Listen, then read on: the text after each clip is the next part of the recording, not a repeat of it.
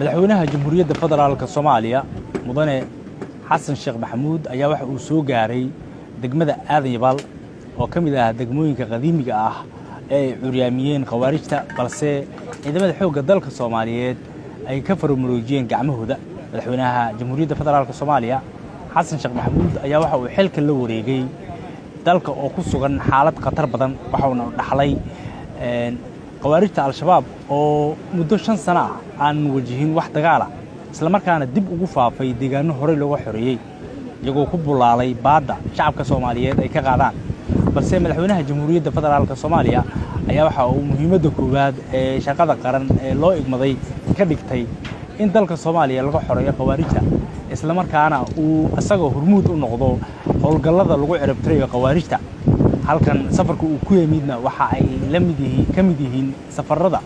uu madaxweynaha ku tagayo deegaanada kala duwan ee ciidamada xoogga dalka Soomaaliyeed ay ku sugan yihiin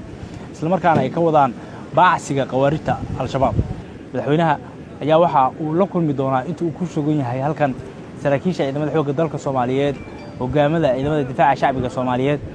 isla markaana waxa uu ku guubaabin doonaa ku bogaadin doonaa guulaha ay gaareen sidii ay u sii laba jibaari lahaayeen dadaalka ay ku jiraan ee lagu gaarayo Soomaaliya xor ah ka madax bannaan argagixisada